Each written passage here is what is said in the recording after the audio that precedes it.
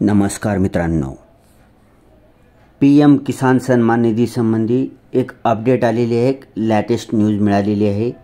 काल एका कार्यक्रमामध्ये भारताचे कृषी मंत्री शिवराज सिंग चौहान साहेबांनी एक अनाउन्समेंट केलेली आहे।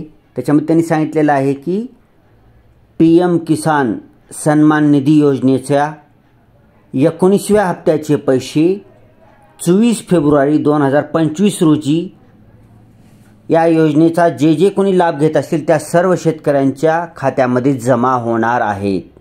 त्या ध्यानात ठेवायचं आहे मित्रांनो, 24 फेब्रुवारी 2025 रोजी PM किसान सन्मान निधीचा 19वा हप्ता तुमच्या अकाउंटमध्ये जमा होणार आहे।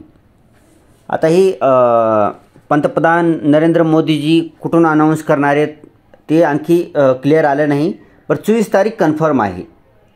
कारण शक्यतोवर आपण पाहतो की मोदीजी कुठल्या तरी कार्यक्रमात असतील तर तिथून ते अनाउन्स करतात की आज एवढे पैसे जमा केलेले आहेत PM किसान निधी लाभार्थ्यांच्या अकाउंटमध्ये। तर त्याच्याविषयी काही अपडेट आलेली नाही, ते अपडेट आल्यानंतर आपण व्हिडिओ बनवूच। आता आपण शैक्षणिक व्हिडिओ बरोबर हे सुद्धा व्हिडिओ बनवतो, कारण ही सोशल स्कीम्स आहेत ही, ठीक आहे। सोशल जनसामान्याच्या कल्याणासाठी ह्या स्कीम असल्यामुळे आपण ह्याच्यावर सुद्धा व्हिडिओ बनवतो। तर ज्या कोणत्या शेतकऱ्यांची KYC वगैरे राहिले असेल तर त्यांनी लवकरात लवकर कुठल्याही ऑनलाईन सेवा केंद्रावर जाऊन आपली KYC करून घ्यायचं आहे, ठीक आहे। सोबत मोबाईल घेऊन जायचं आहे, मोबाईलवर OTP द्वारे सुद्धा तुम्हाला KYC करता येते। आता फेशियल रिकग्निशन सुद्धा आलेलं आहे, त्याच्यामुळं कोणाचे जर फिंगरप्रिंट आणि मोबाईल नंबरचं काय अडचण येत असेल तर माझ्या माहितीप्रमाणे तुम्ही फेशियल रिकग्निशनद्वारे सुद्धा ऑनलाईन सेवा केंद्रातून KYC करू शकता। फेशियल रिकग्निशन म्हणजे ज्या व्यक्तीच्या नावावर ही योजना आहे त्या व्यक्तीला ऑनलाईन सेवा केंद्रात जायचं घेऊन आपण आधार क्रमांक घेऊन त्यांचा, आणि तिथं फेशियल रिकग्निशनद्वारे तुमच्या चेहऱ्याची फोटो काढून तुमची KYC करून घेतली जाऊ शकते। हे ट्राय करून बघा। शक्यतोवर तुमचा मोबाईल नंबर, तुमच्या जे PM किसानला जी लिंक असणार आहे मोबाईल नंबर, त्या मोबाईलवर OTP येऊन तुमचं KYC कंप्लीट करता येतं, किंवा बायोमेट्रिक पद्धतीने तुमचा अंगूठा, आधार नंबर आणि अंगूठा लावून बायोमेट्रिक पद्धतीने सुद्धा तुम्हाला KYC करता येते। आता फेशियल रिकग्निशनचं अनेक ठिकाणी ऐकण्यात येत आहे, चालू झालेलं आहे बऱ्यापैकी, ती चांगलं चालतही आहे।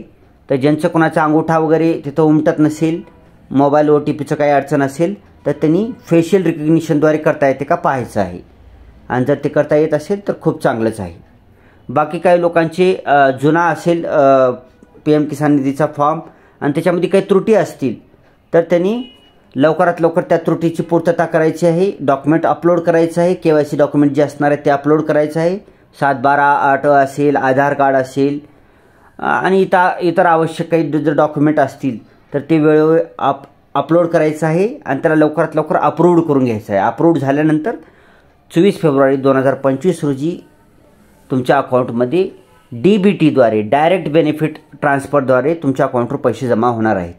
DBT म्हणजेच काय आहे की ज्या बँक अकाउंटला तुमचा आधार नंबर सीडिंग केलेला आहे, सीडिंग म्हणतो मी, लिंक तर आपण सगळ्याच बँकेला अकाउंटला करतो, ज्या बँक अकाउंटला तुमचा आधार नंबर सीडिंग केलेला आहे त्या सीड केलेल्या अकाउंटमध्ये आधार नंबरवरून DBTद्वारे तुमच्या अकाउंटमध्ये पैसे येणार आहेत। तुम्हाला जर तुमच्या कोणत्या बँक अकाउंटला आधार नंबर सीडिंग केलेला आहे हे जर कळत नसेल तर कुठल्याही ऑनलाईन सेवा केंद्रावर तुम्ही तुमचं आधार कार्ड घेऊन जाऊ शकता आणि तिथं तुम्हाला कळू शकते की तुमच्या कोणत्या बँक अकाउंटला आधार नंबर सीडिंग केलेला आहे। आणि तुम्ही अद्याप केलेलं नसेल तर तुमचं आधार कार्ड घेऊन जायचं आहे, सोबत आधार कार्डसोबत पॅन कार्डही घेऊन जायचं आहे। आधार कार्ड, पॅन कार्ड, तुमचं बँक पासबुक, ह्या 3 गोष्टी घेऊन जायचं आहे। आणि आधार सीडिंगचा एक फॉर्म मिळतो तुम्हाला, बँकेत मिळतो, बँकेत। तर तुमचं जिथं बँक खातं आहे त्या कुठल्याही राष्ट्रीयकृत बँकेच्या बँकेमध्ये जायचं आहे, जिथं खातं आहे तिथं, आणि तिथं म्हणायचं आहे आधार सीडिंगचा फॉर्म द्या। आधार सीडिंगचा फॉर्म घ्यायचा आहे, त्या फॉर्मवर आधार नंबर, तुमचं नाव, बँक अकाउंट नंबर, सर्व माहिती, आणि मोबाईल नंबर कंपल्सरी भरायचा आहे।